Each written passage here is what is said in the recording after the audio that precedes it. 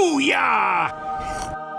Hello everybody, I am here today to play some more TF2, and today I'm here for a tutorial on how to play the Scout in TF2. Now, I'm doing this for two reasons. The first reason I'm doing this is for a very simple reason. A lot of people don't know how to play as most classes in Man vs Machine, because it's a very different type of skill set as it is from normal TF2. In fact, you need to know a lot of different things for each class, and for some people that's annoying because when they try to get into the game they often get kicked and stuff because they don't understand how each class works, and it's a difficult way to get into the game, especially man up mode. Now you could try boot camp, but it's like they're all terrible, so you either play with people who are horrible at the game or you pay in order to have your ass kicked. The other reason I'm doing this is because I think despite how many people know about this game, no one really pays attention to it. It's not exactly a big deal for most, and I think it deserves a lot more attention than it gets. It is a very fun, very rewarding game mode where you get items for everything you do. As a result, I thought that this tutorial was very much necessary. Anyway, on to the tutorial. Going on to the main role of the Scout, he has 4 main roles. But the thing is, it sounds complicated to have 4 different main roles, but you actually should not be concerned with the main wave of enemies. You should never even pay attention to them. You should pay attention to the money they're dropping. When you see the comparison of points in the end, or even during the game, ignore it. It is nothing to do with you. You can laugh at that all you want, because your real test at the end of every single round, if you can get an A+ in the money.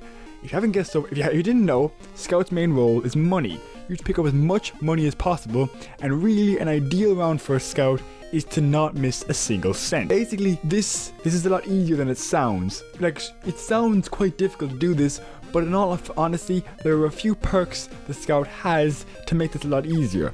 The first perk he has is he has a massive orbit around him, which also increases every time he picks up money. So basically, this orbit, it makes it so that you can go a lot further away from money and still pick it up, compared to, I don't know, a heavy who basically has to walk right over it. So this is practically non-existent when you haven't picked up money, but it stacks after each stack of money you pick up.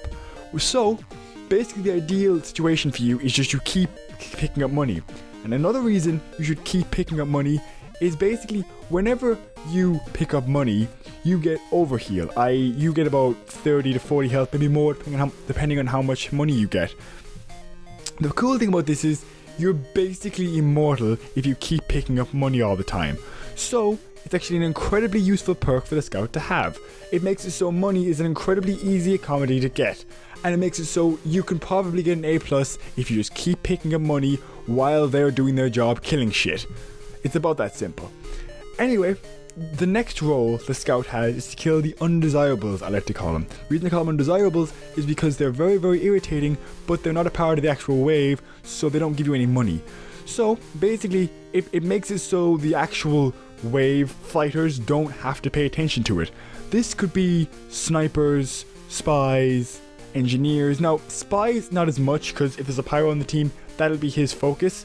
But engineers and snipers definitely, because while they're focused and the sniper's far away, you can, with your basic immortality, you can run up, speed shot him immediately and kill the sniper, saving a lot of issues later on for any heavies that might get headshot, or any medics more so. If the medic dies, it's a serious issue for the team. It's the same as it in real TF2.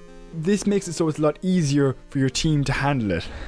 Your next role is involving one of the loadout options, which is the Mad Milk. Basically, your idea is to slow down the enemies as much as possible. Make it so they can't get to the end of the wave, or ideally get as far away from it as possible so the actual wave people can hit it. Now, I'll explain later when I'm explaining loadouts how you will go about this, but just basically that is one of your biggest roles. Finally, your main role is to provide mini crits for the team. This is another loadout thing. If you're supposed to have the Fan of War, and almost always your main role when you're not milking someone or picking up money is to Fan of War main targets, i.e. heavies or giant pyros or giant soldiers. Any of those things, you are supposed to beat the hell out of them with the Fan of War. Those are the 4 main roles of a Scout. Although it sounds complicated to do this, you should not be concerning yourself with anyone in the actual wave. As a result, it's surprisingly easy to carry out these aims just so long as you pay attention a bit and you make sure you're doing your primary role, which is money. People will forgive the other things just so long as you pick up all of the money.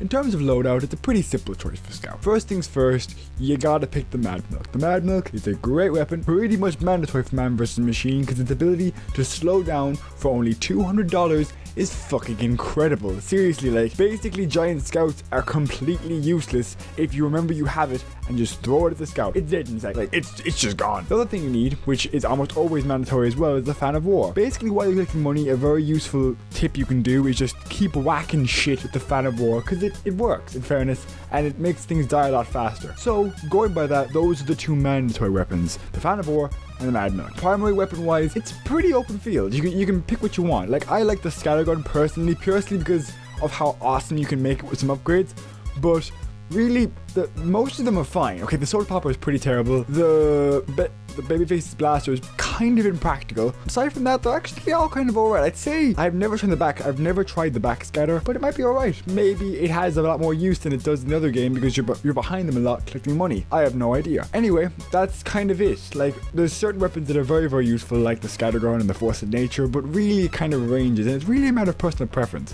What I'd say personally is go with the Scattergun or the Force of Nature. Really, apart from that, it's kind of an open. You can kind of pick what you want. Because the Scout is so focused on staying alive in order to get as much money as fast as possible so he can get a maximum overheal, and so he can get this huge orbit around him, so whenever money even falls, it just falls right into him. If you want that to get that going, the best idea is to stay alive as long as possible. It is very, very important that you stay alive as long, if not longer, than the medic sometimes. Now, the medic is the most important to keep alive, but it is a lot easier for you to stay alive, so it really is as important for you to stay alive for money. For medic has to stay alive so everyone just stays alive. You have to stay alive to keep as much money as possible. As a result, what you have to do is get blast resistance, explosive resistance, and most of all, movement speed. The faster you can move around and get around people, the better. So usually what you upgrade first is jump speed and movement speed. As well as that, upgrade the duration in which your Mad Milk works again, and of course you'd upgrade it so it slows them down. You could upgrade your Fan of War to hit faster if you want, but really what you should be going for is blast resistance, explosive resistance, crit resistance. Try to max them all out, movement speed and jump speed. If you want, you can add other stuff like health regen and stuff, but after that point, usually I stop with that stuff and I go to my Scattergun. My Scattergun usually gets upgraded by round 4 or 5, and only then do I start causing serious damage to people if I want to. But before that, it's purely money. Like, I'm usually on the bottom of the leaderboard because of that reason. So, firstly, durability, then you move on to your Scattergun, but way later, as in like before you switch off. As I already said, money is the most important aspect of playing the Scout, and it's very, very simple to play the Scout if you know how to concentrate certain points. Basically, in this map alone, there is 2 main points. There always is for Man vs Machine, so with 2 to 3 main points where the robots always come out of. You have to be there at all times and be ready. All you have to do is wait a second till they kill their first man, you jump in and take the money. From there, you're golden. Just keep going. As they're killing, you follow where they're killing.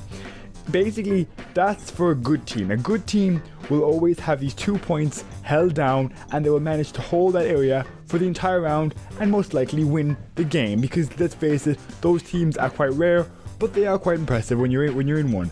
But not every team is like that. Even in man up mode, there are some teams who just don't work that well and you can't push them back that much, and that is when you lose money. That is when the Scout suddenly isn't as useful. Although you can move fast enough to get to this money before it wears out, you have to know where it is, which is the difficult part. And all I have to say to you is know where the choke points are, as in most of your team is going to concentrate choke points like NGs and heavies and medics.